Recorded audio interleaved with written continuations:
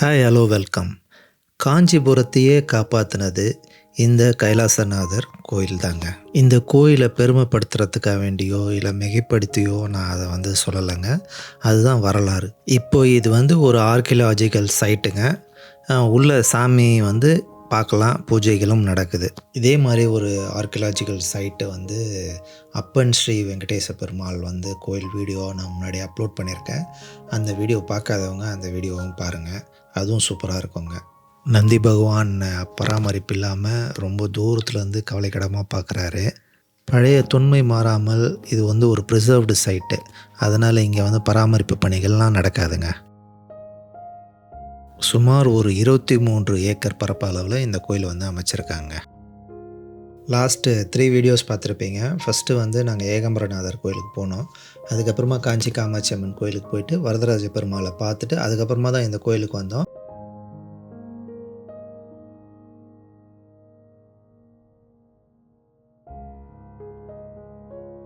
இந்த கோயிலே ஒரு ஹிஸ்ட்ரி தாங்க.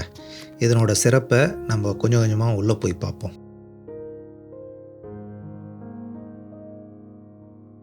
காஞ்சிபுரத்தில் நிறைய ஃபாரினர்ஸ் பார்க்கலாங்க. எல்லா கோயில்லையும் இருப்பாங்க. ஏன்னா இதனோட சிறப்புகள்லாம் அந்த அளவுக்கு ரீச் ஆகிருக்கு.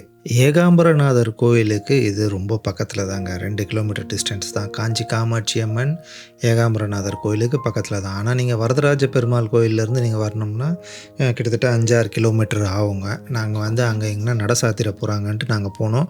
நாங்கள் பிளான் பண்ணதும் கரெக்டாக தான் போச்சு. நாங்கள் அங்கே வரதராஜ பெருமாள் போகும்போது அவங்க சீக்கிரம் நட சாத்துறாங்கன்றதுனால நாங்கள் அதை பார்த்துட்டு அதுக்கப்புறமா இங்கே வந்தோம். நாங்கள் மூலவர் கைலாசநாதருங்க.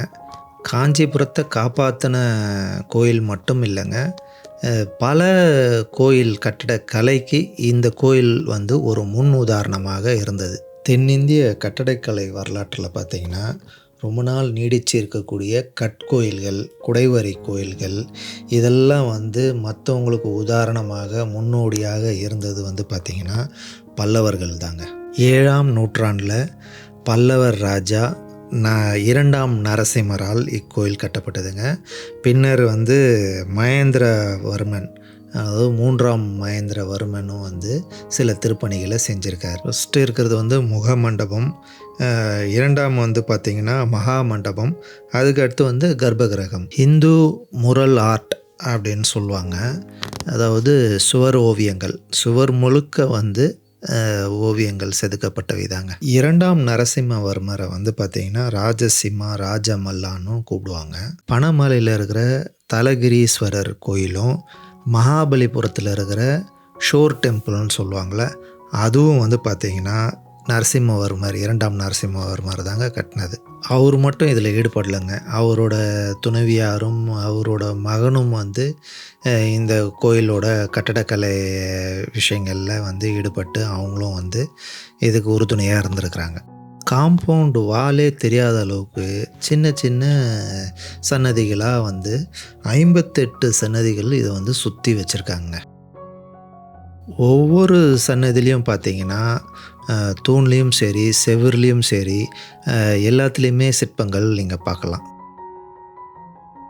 இங்கே தாங்க மூலவர் இருக்கிறாரு, கைலாசநாதர். பெரிய லிங்கமாக நீங்கள் இவரை தரிசனம் பார்க்கலாங்க. 12:30 மணி வரைக்கும் இருக்கிறதா இங்கே தகவல் போட்டிருக்காங்க போர்ட்டில்.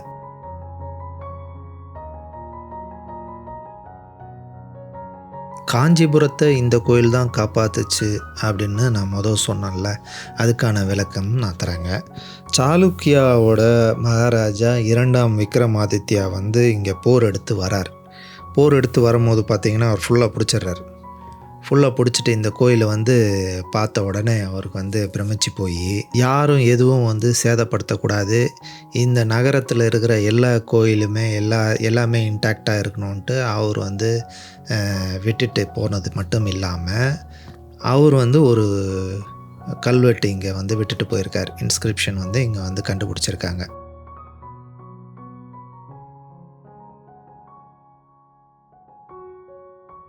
இந்த நிகழ்வு நடந்தது பார்த்திங்கன்னா 8ஆம் நூற்றாண்டில் நடந்தது. இங்கே இருக்கிற ஒரு கல்வெட்டின்படி பார்த்திங்கன்னா விருப்பாக்ஷா டெம்பிள் அவர் இதில் இன்ஸ்பயர் ஆகி இதை பார்த்துட்டு தான் அந்த கோயில் கட்டினதா குறிப்பிடுறாங்க. படையெடுத்து வந்த ஒரு மகாராஜாவையும் மனச மாத்திருக்குன்னா இந்த கட்டடக்கலை, அது எவ்வளோ பெரிய விஷயங்க.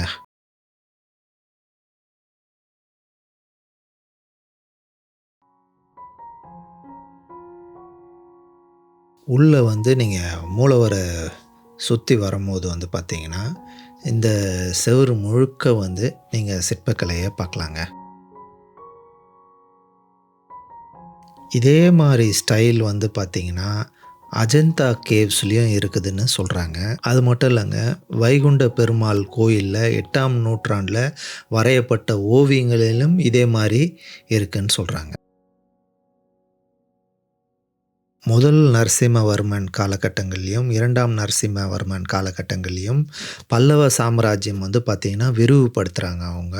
அது மட்டும் இல்ல, காஞ்சிபுரத்த வந்து பயங்கரமா டெவலப் பண்றாங்க. காஞ்சிபுரத்தில பல முக்கியமான கோயில்கள் இவர்கள் கட்டியிருந்தாலும், அதில ரொம்ப வந்து இம்பார்ட்டண்ட்டான கோயில் அப்படின்னு பார்த்தீங்கன்னா, பரமேஸ்வர விண்ணகரம், அதாவது வைகுண்ட பெருமாள்னு இன்னைக்கு பேரு. அதுவும் இந்த கைலாசநாதர் கோயிலுன்னு தாங்க சொல்றாங்க. இதற்கும் முந்தைய காலகட்டத்தில வந்து பார்த்தீங்கன்னா, இந்த இதில பாறையிலேயே வந்து முகம் மட்டும் செதுக்கி அந்த மாரி வழிபடுவாங்க கோயில்னா. அப்படி இல்லன்னா மரத்தால் கோயில கட்டி அத அந்த மாரி தான் வந்து வழிபட்டுட்டு இருந்தாங்க. இவங்க பீரியட்ல வந்து இந்த மாரி ஒரு ஆர்க்கிடெக்ட்ட வந்து உள்ள கட்டி, இவங்க வந்து ஒரு ட்ரெண்ட் செட்டர்ன்ற மாரி இவங்க பல கோயில்களுக்கு முன்னுதாரணமாக இந்த கோயில் வந்து அமைஞ்சதாக சொல்றாங்க.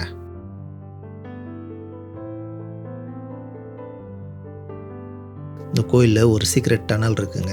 சப்போஸ் இந்த மாரி போர்க்காலத்தில டக்குன்னு வந்து இந்த மாரி வந்து ராஜா எஸ்கேப் ஆகணும் அப்டின்னா, அது வந்து அந்த சீக்ரெட் பேசேஜ் மூலியமா எஸ்கேப் ஆகுறதுக்கு அப்பவே அந்த காலகட்டத்திலேயே வந்து இது யோசிச்சு அந்த மாரி பண்ணியிருக்காங்க.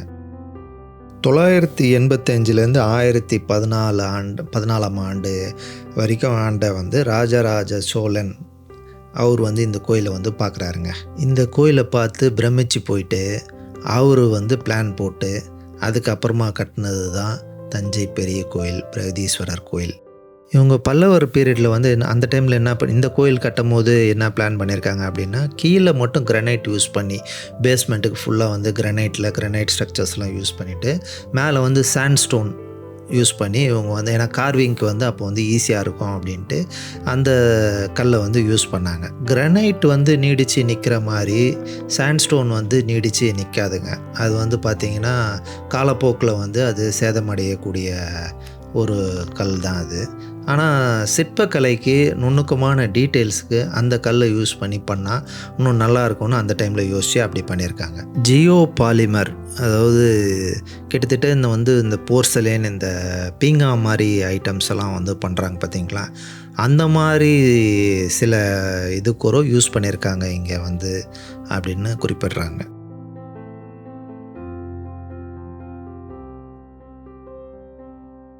சிவபெருமான் நாட்டியம் ஆடினபடி நீங்க பல சிற்பங்கள பார்க்கலாங்க.